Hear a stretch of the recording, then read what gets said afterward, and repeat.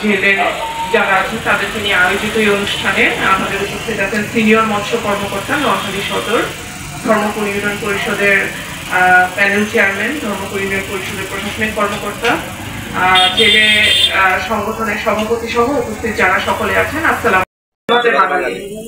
আর আমাদের সাধারণ মানুষের পাতে যে মাছ আসে সে মাছ কিন্তু আহরণ করেন আমাদের জেলেরাই। তো আমাদের মাছে ভাতে বাঙালি হওয়ার পিছনে কিন্তু আপনাদের অবদান অনেক বেশি, অনস্বীকার্য। আর বাংলাদেশ কিন্তু আপনারা জানেন যে পৃথিবীতে মৎস্য আহরণের দিক থেকে বিশ্বে বর্তমানে তৃতীয় অবস্থানে আছে এবং এটা দীর্ঘদিন ধরে তৃতীয় চতুর্থ মানে প্রথম 5-এর মধ্যে বাংলাদেশের অবস্থান মৎস্য আহরণের দিক থেকে। আর রপ্তানির দিক থেকে যদিও আমরা কিছুটা পিছিয়ে 21 বা 22তমতে আছি, তবে আমাদের জন্য আরো ভালো খবর হলো আমরা কিন্তু ইলিশ উৎপাদনে পুরো বিশ্বে শীর্ষে। মানে এই মোটামুটি এই সাউথ এশিয়ান এই জোনটাতেই মূলত ইলিশের উৎপাদনটা হয়, তবে সবচেয়ে বেশি ইলিশ উৎপাদন হয় 80%-এর উপরে। এটা বাংলাদেশেই ইলিশ আহরণ হয়। তো ইলিশের যদি আমি জীবন চক্রটা বলি, আপনারা যদিও জানেন তারপরে বলি যে ইলিশ কিন্তু মূলত বেড়ে ওঠে নোনা পানিতে।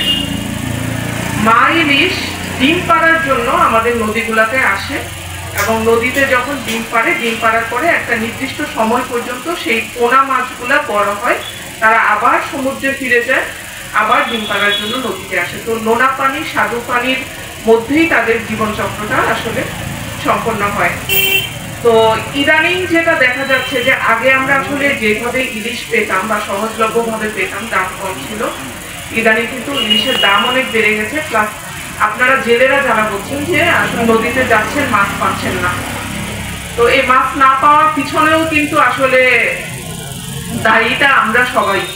কারণ মাকে যদি বাঁচতে না দেই, মা ইলিশকে যদি তার ডিম নদীতে ছাড়তে না দেই, তাহলে আমরা পরের বছর আমরা ইলিশ পাবো কিভাবে, তাই না? তো এই ইলিশের যে প্রজননের যে সময়টা, এটা কিন্তু অ্যাকচুয়ালি আগস্ট থেকেই শুরু হয়, আগস্ট সেপ্টেম্বর অক্টোবর 3 মাসই ইলিশের প্রজননের সময়টা চলে। তো সরকার মূলত যেহেতু একেবারে 3 মাস যদি মাছ ধরা বন্ধ করে দেয়, আমাদের জেলেরা বাঁচবে কিভাবে? তো সেই কথাটা চিন্তা করেই মাত্র 22 দিন সময় পুরোপুরি নিষিদ্ধ করেছে যে আপনারা সমুদ্রে মাছ ধরতে পারবেন না। সেটা 4 অক্টোবর থেকে এবছর শুরু হবে, আর পরবর্তী 22 দিন বন্ধ থাকবে। তো এছাড়া আরো কিছু নিষেধাজ্ঞা আছে যেটা আমাদের যে সিনিয়র মৎস্য কর্মকর্তা বলেছেন যে জাতটা ধরার ক্ষেত্রে। তো জাতটা আমরা কেন ধরবো না বলেন তো? আপনারাই যদি জাতটা ধরেন, একটা জাতটা আজকে ধরলেন, সেই জাতটাটা হয়তো খুব কম দামে বিক্রি করতে হবে, জাতটার কিন্তু খুব বেশি দাম বাজারে পাবেন না।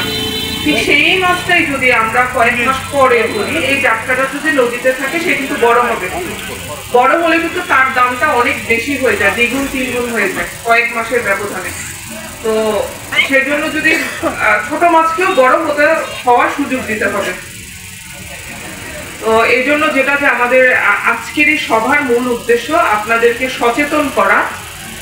সচেতন করাটার কারণ হলো যে আইন প্রয়োগ যদি করি, আইন প্রয়োগ করলে আপনাদেরও কষ্ট, আমাদেরও কষ্ট। আপনাদের যদি জেল বা জরিমানা করা হয়, তাহলে কিন্তু এটা আপনাদের জন্য অনেক বড় একটা বার্ডেন। তো আপনারা যদি আইন মেনে চলেন, সরকার যেহেতু বলেছে যে এই 22 দিন আমরা কোনো মাছ ধরা, বিক্রয়, মজুত, পরিবহন সকল কিছুই বন্ধ, এটা যদি আপনারা মেনে চলেন, আমরা যদি সবাই মেনে চলি, তাহলে কিন্তু প্রয়োগের বিষয়টা আসছে না। সবাই যদি মেনে চলে, তাহলে আমরা যদি প্রয়োগের ক্ষেত্রে মোবাইল কোর্টে বা অভিযানে যেখানে যাই, যদি দেখা যাচ্ছে জেলেরা মেনে চলছে, তখন কিন্তু আর প্রয়োগের বিষয়টাই আসছে না।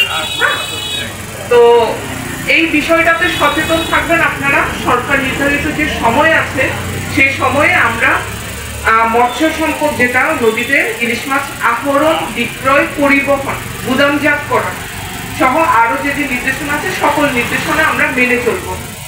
এবং মেনে চলবো কেন?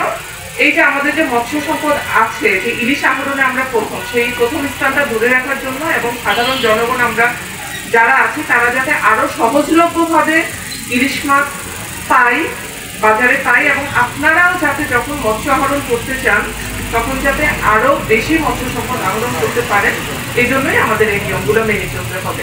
তো আপনারা রোদে অনেকক্ষণ ধরে বসেছিলেন, অনেক কষ্ট করে বসে আছেন, কথা শুনছেন, এই জন্য আপনাদের সকলকে ধন্যবাদ। আমি নতুন যোগদান করেছি, আমার জন্য দোয়া করবেন আপনারা। জি, ভালো থাকবেন।